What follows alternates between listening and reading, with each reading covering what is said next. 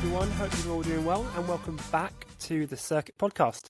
So today we've got another 3 interesting tech stories to cover, including Apple Intelligence joining forces with Google Gemini, Grand Theft Auto 6 being delayed again, and the Samsung Galaxy S26 rumours. If you enjoyed this episode, then make sure to leave a like, comment, or you can perhaps hit that follow button. It's up to you. My name is Charlie, and let's get started. So before we actually get into the episode, I just want to have a little pre-topic chat. So last month I went to the beautiful United States of America. We went to Florida, or Orlando. I went to all the theme parks and we had a great time. But what I noticed is that a lot of the people who live in America, the American residents, seem to use a lot of the newest iPhone models. And one thing I know, and especially it was most common, I saw the 17 Pros, the Airs, and then basically all phones I saw basically had a dynamic island, which was really interesting to see because in my country, the United Kingdom, what I tend to see is most people have older iPhone models. It seems that we have more notch phones than dynamic phones. And I actually did some research into this. So most phones that people have in the United Kingdom are iPhone 13s, and that is the one I have. I think it's a great phone, still works. But yeah, in the United States, I just saw more newer phone models, which I sort of thought was very interesting. I don't know whether it is more popular there because obviously that's where iPhones are manufactured, or maybe they just like to have the newest phone model. But that was something I picked up on. It was very interesting to see. Was kind of a bit jealous because obviously I would love to have a new iPhone, but I'm broke. So yeah, I mean, who wouldn't want a 120 hertz display with the new square sensor and the camera and the vapor chamber? It's so cool. But you got to also think, like, do you actually need to upgrade? Probably not. If your phone does everything you need it to do, that's what matters. But yeah, I just thought it was a very interesting thing I saw. I think over time, probably the UK is going to become more of a dynamic island country. But it's just at the moment, I think maybe we're a little bit more sensible with what phones we use. Or maybe I'm wrong. I mean, maybe everyone in America does need a dynamic island phone. But in the UK, yeah, most people are sticking with the older models and they're a bit more hesitant to upgrade from the looks of it. So yeah, maybe that will change in the future, but that's something I picked up on, which I thought was very interesting. But we're going to get into our first topic now. Okay, so on to our first topic of today. I can't believe we're in episode 2 already. That's crazy. I mean, first episode was not very successful, but I'm still committed and we're doing another one. So the first topic we want to talk about today is Apple. Again, love Apple, love the company and everything they do.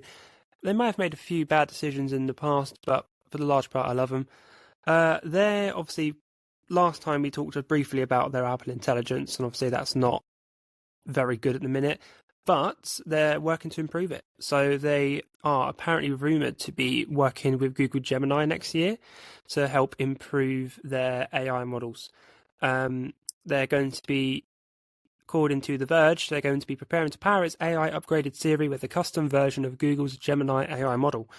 And they will be reportedly paying Google around $1 billion a year, which is mental, but I guess when you're a multi-trillion-dollar company, you can do that. They're going to pay that amount annually to gain access to the technology, which will generate summaries and perform planning-related tasks. They will run the custom Gemini model on its private cloud computer servers, though it will continue to use in-house models to power some Siri features. The Gemini model will use 1.2 trillion parameters, I don't know how to say that, to help inform its responses. And that's far greater than the 150 billion parameter model behind the cloud-based version of Apple Intelligence. So that whole article is very exciting because obviously, yeah, Apple Intelligence is not good. It was announced way back in September of last year, which, I mean, a year ago. I still remember when the iPhone 16s were announced, and it does not feel like a year ago. But yeah, when the iPhone 16s were announced, they also announced Apple Intelligence, and it was a whole big thing because on all their advertising and marketing, they marketed the phones and all the new devices that were built from the ground up for Apple Intelligence.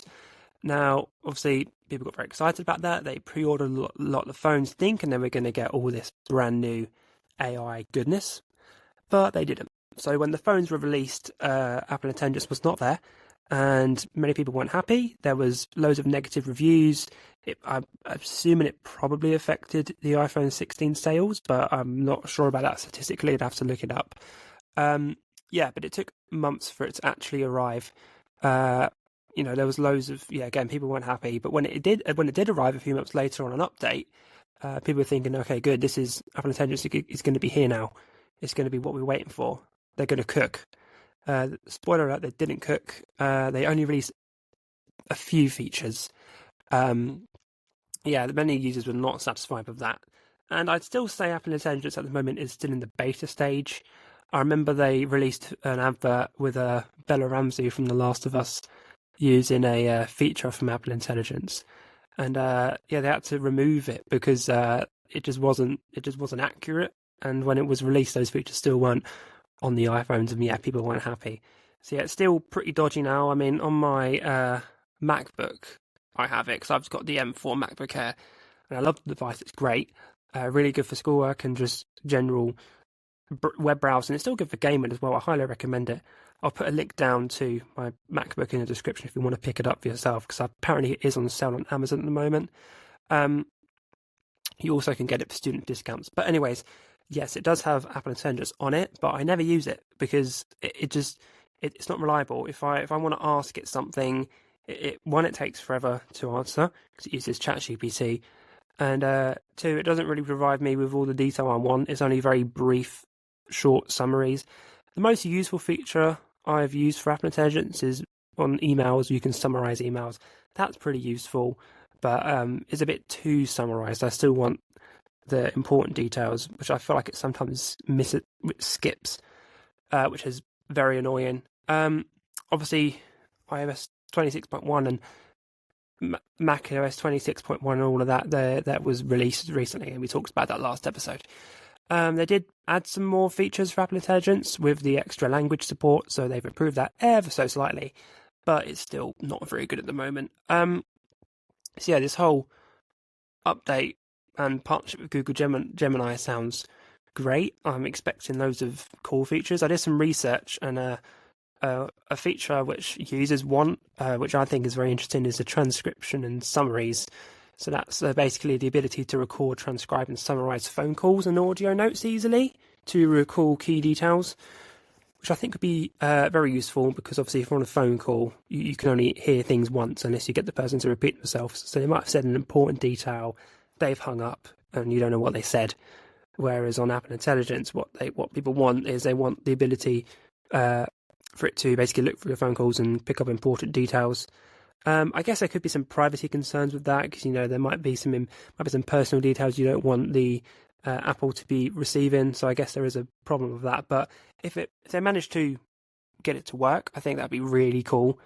But I would really like to see Apple Intelligence not heavily rely on ChatGPT to answer questions, because whenever I go to use Apple Intelligence, and the very few times I actually have used it, it always says, "Oh, do you want to use ChatGPT?" And I know there is a setting you can turn that off, and I have done that, but it still asks me occasionally. And when it does use ChatGPT, it takes forever to load. And I'm just thinking, for Apple, again, a multi-trillion-dollar company, I'd expect them to actually innovate a bit more and create their own AI model and not use ChatGPT, because as amazing as it is, I don't think it's good for Apple's brand that they're using other people's AI instead of being so lazy to make it themselves, especially when they're marketing it so heavily. With regards to when this new Apple Intelligence could release, I think it's all part of the updated Siri they are announcing. And I did some more research, and some reporters say that the next major iOS update, iOS 27, will be rumoured to largely be focused on improving the AI features. So I'm expecting we could potentially see that on that major update, which would be good. Whether it's going to be whether it's going to change the design of the iPhone, I don't think so. If it's all about AI, then I don't know if I'm going to even update it, because again, I can't get Apple Intelligence on my phone. But that is probably a good estimate of when we could see the new Siri model. And I'm hoping they don't fumble it, because again, they had big promises for Apple Intelligence in the first place, and it didn't live up. So I'm hoping that it's going to be really good in the future, and it's actually going to be useful. It's actually going to provide people with the help they need, and not have to use other AI models. But yeah, interesting. Okay, so on to our next topic for today's episode. So this might not be the most tech-related topic, but it's quite important. Well, it's quite interesting. It's not really important, but it's pretty interesting. So I don't know if any of you listeners are big gamers, but for those who are, then you may have heard of this news already. GTA 6, or Grand Theft Auto 6, whatever you want to call it, it's been delayed once more for a second time, which is not good news. So yeah, GTA 5 first came out in 2013. I've personally never played the Grand Theft Auto games, but I know millions of people have. It's one of the most popular games of all time, and it's been ages for them to make a sequel. So much so people obviously make memes about it, like this thing happened before GTA 6 or whatever, and it's pretty funny, but it's true. It's just taken forever. A lot of people joke that it's never going to come out. But in December 2023, they did actually release a trailer for it, which was great, even though they said it wasn't going to be released until 2025. So yeah, it should have been out already, but it was delayed originally to come out in May 2026. Easily one of the most anticipated gaming releases ever. But it had already been postponed once before from autumn 2025. But in a statement on Thursday, Rockstar Games said that they needed extra months to finish the game, just so they can polish it and make it what the fans expect and deserve. So yeah, it's still, again, a really popular game today, but now they are extending the delay till November 19th, 2026, which sucks, definitely. So in a statement, Rockstar said that they're very sorry for adding additional time to a long wait, and they thank fans for their patience, because they definitely are patient, and I personally wouldn't be very patient to wait 13 years. I'm a big music fan, a big progressive metal fan, and I love the band Tool, and they took 13 years to release an album, and I never would. I'm still impatient 6 years later waiting for them to release their next album. But yeah, so the game, it's supposed to be in a game setting of I can't pronounce this, Leonida. I'm not sure. It's supposed to be like a fictional US state based in Florida. Been to Florida before. Pretty nice state. I know it was in Vice City before. I don't know what it was based on in GTA 5 because obviously again I haven't played the game. But yeah, it's supposed to be like a Miami-inspired version of that and a more modern-day version. One thing I did want to talk about really quickly is the budget of the game, so for context, the most expensive game ever made at the moment was Red Dead Redemption 2, another Rockstar game I haven't played. I need to get back into gaming because I'm missing out on such great games. But yeah, that was previously the most expensive game of all time at a whopping $540 million, which is ridiculous. I mean, most of that was probably spent on casting, so I know there was some big names in that game. But yeah, for this game, the budget is estimated to be $1 to $2 billion, which is crazy. I mean, that is more than what Apple is paying Gemini every year to improve their Apple Intelligence, and they're the most expensive company in the world, well, apart from Nvidia.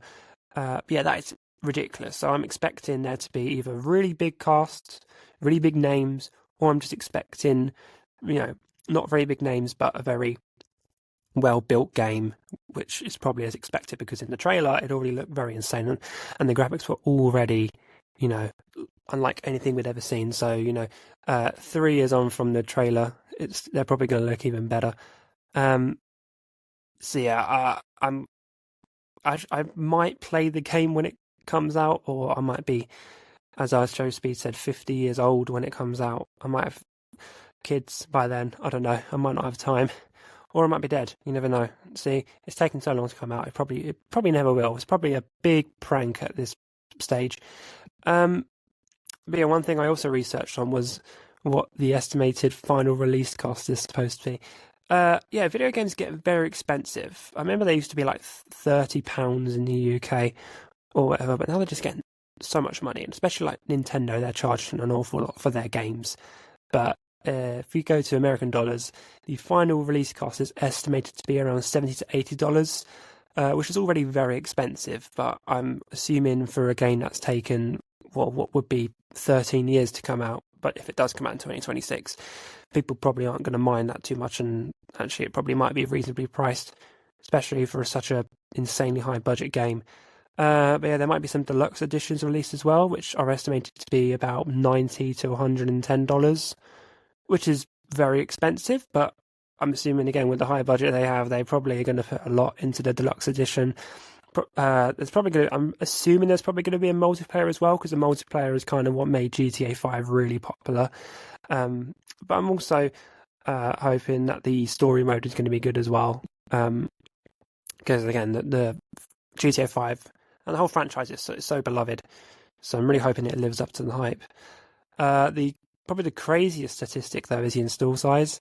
So yeah, I mean, if you think of games like Call of Duty, which are probably some of the most popular games at the moment with the biggest install sizes, they're usually just over 100 at max, but GTA 6 is supposed to be around just over 200 gigabytes, which is crazy, which probably takes up, for some people, a whole quarter of what their gaming console or PC has in storage. So yeah, that's pretty mental. You might have to delete some games you don't use in order to have enough space to install it, and it will probably take you a good day or two, depending on your Wi-Fi. I have an Xbox One S, and we live in an area with quite bad Wi-Fi, and for like a 10 gigabyte game, it would take us all day. I mean, it's so slow, so I don't even want to imagine how long it would take to do a 200 gigabyte installation. It will probably take, again, another 13 years. Yeah, I mean, crazy that 3 years after the first trailer was released, it's still being made. But yeah, I'm hoping it's gonna live up to the fans' hype. I'm assuming it will, because I hope that 13 years is enough time to make a good story. It might bring back my gaming days. I don't really play games anymore, but it might entice me to cave and buy it. But yeah, we'll see. I mean, again, 200 gigabytes is not good news, but again, I'm assuming with the production level, it might make sense, but I don't like it. They're probably going to have to release some sort of special console or special console edition with just like extra storage. They might have to do what the iPhone 17 did and release like a 2 terabyte option, just so you have enough space to install the game. But yeah, we'll see when the game eventually does come out. Alright, so we made it to the last topic of today's episode, which is very sad. No, I don't want it to end. But yeah, so we're going on to Android now. So bit of warning before, I'm not an Android user, so my knowledge is quite limited. But there's already rumours for the brand new Samsung S26 phone. So it's expected to be announced at the beginning of next year. It will probably be announced on their Samsung event, which is normally held every January. Yeah, so there's a few rumours of improvements that are going to be made, but there's going to be a usual, which is, a new chip, new AI features, and probably a bigger battery. I mean, a bigger battery would be insane because the batteries are already insanely big. I think the highest flagship model of Samsung's S25 was like 6,000 milliamp, which is crazy considering the 17 Pro Max is just over 5,000 for the non-SIM card version. But there are some early rumours that there'll be a slightly larger screen and possible camera improvements, but we'll get onto that in a second. There's also rumours of is there going to be potentially a new model in the lineup? Or will it feature? I'm assuming it will probably feature the usual set of the 3 models, so a standard model, a plus version, and an ultra phone. But there may be some rumours that there may also be a Samsung S25 Edge, but that's just in the air right now. So we'll just do a brief summary of what the main features are if you're on if you're conscious of time, and then we'll get into it a bit more. So there's going to be some minimal size increases, a rumoured 60-watt charging it may not offer as big as an upgrade as hoped. There should be a new camera sensor, which comes to all models for better picture quality. There is also going to be an upgraded 50 megapixel ultra wide lens, or that, again, it's just a rumor. Everything's a rumor here, it's not confirmed. The Galaxy S26 Ultra could see a major camera resolution boost with 200 megapixel telephoto and 324 megapixel main lenses. I mean, wow. Yeah, again, I'm going to come back to Apple, but iPhone have 48 at the moment, so that's ridiculous. Variable aperture may make a comeback, which is be the first time since 2019. The Snapdragon 8 Elite Gen 5 could be used on some models, or others could run on I can't say this word, Exynos 2600 chipset. I need to really look more into chips. And also the initial plans to replace a Plus model with a Galaxy S26 Edge. They might actually be scrapped, we're not sure. Again, it's in the air right now, so they might make an Edge, they might not do. The cost will be quite similar to the S25. Prices on Samsung's flagship usually start at around $799. The Plus model usually goes around to $1,000, and the S25 Edge last year debuted at $1,100. The Ultra, though, is the most expensive phone in the lineup, obviously, because it's Ultra, and last year that started at $1,300. Until we hear otherwise, because obviously inflation and tariffs might affect the prices, but we could probably expect the 2026 versions of these phones to cost around the same.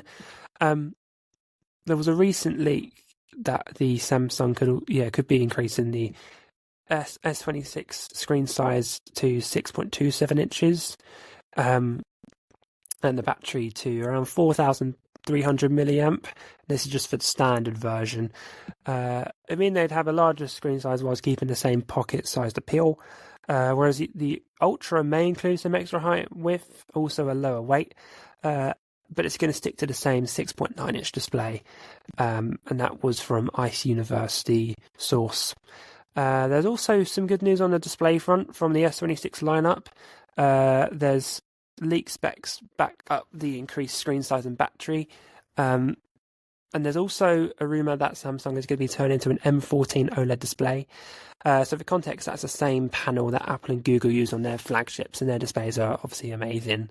So yeah, we can probably expect the Galaxy S26 screen to be a lot brighter, which would be a lot better in obviously low light conditions, or maybe even in the blistering sun, which is better for hot countries. Probably not as much for the UK, where there's no hot where there's barely any sun. But if you're living in somewhere like Dubai or Florida, there's going to be a lot of suns, so it'll be good to have higher brightness. What else? So yeah, there's also might see a brand new sensor, one that's larger than before to capture more light. Now greatly benefit the picture quality in different conditions. But I mean, yeah, Samsung's camera is already ridiculous. I mean, up to 100 times zoom. There's nothing quite like it really. So having even better camera, you're probably just going to be close to actual human eye level quality, which is insane. So that'd be really cool. And yeah, like I mentioned earlier in the brief summary, they're expected to turn to its own Exynos 2600 chips. That's apparently a decision fueled by a desire to save costs, which would make sense.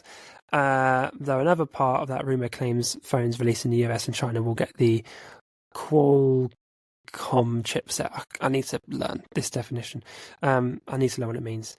A Samsung executive did speak up, and they said that the main focus of the S26 series is going to be performance, AI, and cameras. So it's the typical usual for smartphones nowadays.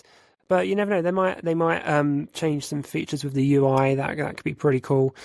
I'd really like to get into Samsung phones, but from someone who grew up with iOS, I assume it'd be quite hard. But I'd really like to experience Android. It's just obviously the UI seems a bit more difficult to navigate for me. But yeah, it's cool that they're potentially going down the route of their own chips. That's a bit like what Apple does. It'll probably make the performance a bit more efficient, and that probably also helps save battery life. But yeah, we'll have to see what next year brings, if the prices are going to change or not. And I can't wait to see the reviews of that later on. And with that brings us to the end of today's episode and the end of all the major 3 topics we talked about. Like last time, it went very quickly. I enjoyed making this episode today, using Riverside instead of GarageBand to record this on. Not sponsored, but it's just something else I'm trying to make the recording process more efficient.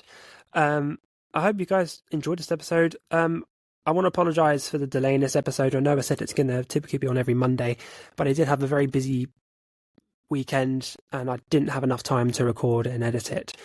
But hopefully we should be back on a fixed schedule now for every Monday. So make sure to stay tuned for that, because I've got a whole week now to record the episode and do more research and stuff. It's a whole learning process. It's something I've got to learn as I go on, but it's becoming a bit more smooth and more used to it now. Hopefully I'm a bit more confident talking on the mic. I might have to invest in a new mic because I know this one isn't the greatest. But if you enjoyed the episode, make sure to leave a like, a comment, and maybe, just maybe, press the follow. It'll be much appreciated. It's free, and you can change your mind and I won't be offended. Alright? So with that said, thanks again so much for watching, and I'll see you next time. See ya.